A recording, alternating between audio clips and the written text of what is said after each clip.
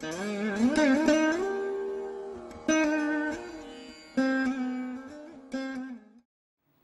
the previous lecture, I showed you the patterns of water consumption in Delhi, a city where around 16% of the households consume almost 50% of the piped water supply. The reason I showed you this example was to emphasize that mere population numbers do not tell the entire story.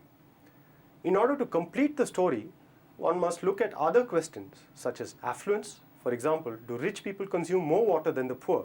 And technology, for example, does technology influence the use of a resource? So let us look at our water example in a bit of detail. And let us shift the stage from New Delhi to Bangalore. So if you look at the data, 45% of Bangalore's water supply comes from the ground, either from a borewell or from an open well. Most of this water is drinkable with some cleaning and filtering. And the same finite water resource is used by a variety of people. Now, just for the sake of argument, imagine that Bangalore has a population of 100 people. Within this 100, take poor people first, who mostly rely on a community tap for their water. In India, data indicates that poor people who live in cities consume at most 50 liters of water per person per day. And this water is used mainly for cooking, cleaning, and bathing. And typically, poor people constitute 70% of a city's population. So in our example of Bangalore, which has 100 people, this translates to 70 people who are in poverty. Then you have the middle class, who in addition to cooking, cleaning, and bathing, also use water to wash their cars. These 20% or 20 people out of 100 consume 150 liters of water per person per day. Then you have rich people, who in addition to using water to cook, clean, bathe, and wash cars, also have a swimming pool. Let us assume that these 10 people use 500 liters of water per person per day. So in this current scenario, poor people basically consume 30% of the water, of the groundwater in Bangalore, although they constitute 70% of Bangalore's population. Rich people, on the other hand, consume almost 50% of the total water, but only constitute 10% of Bangalore's population. The rich and the middle class combined consume more than 3/4 of Bangalore's groundwater. Now let us increase the population of Bangalore. Remember, we started off with 100 people. Let's increase that population. First, we add 10 more poor people, leading to an increase of daily water consumption from finite groundwater. Next, we add 10 more middle class people, leading to a much bigger resource extraction rate. And lastly, we add 10 more rich people, leading to a huge increase in resource use.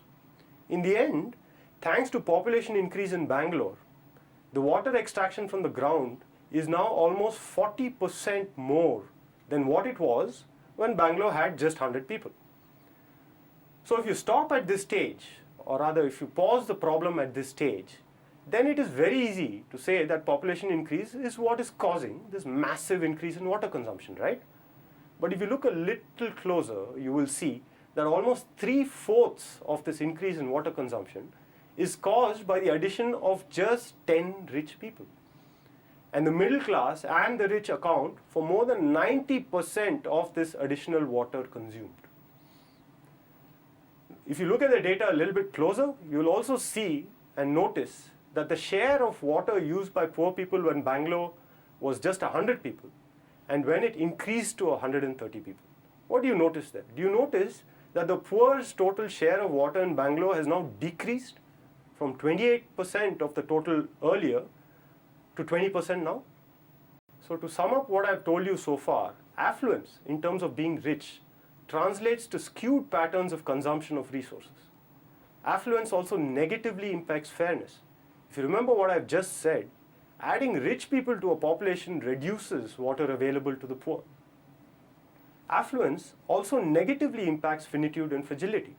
Since groundwater is a limited resource, and groundwater is important for all forms of life, not just human life, increased water consumption by the rich affects fragility and finitude as well. Technology plays a very important part in water use. How? Let us take the example of piped water versus hand-drawn water. If each of us had to collect the water from a tank present outside our house on the street versus turning the tap on in the bathroom, which kind of use would result in the increasing use of water? This is a really simplified explanation of technology intensity.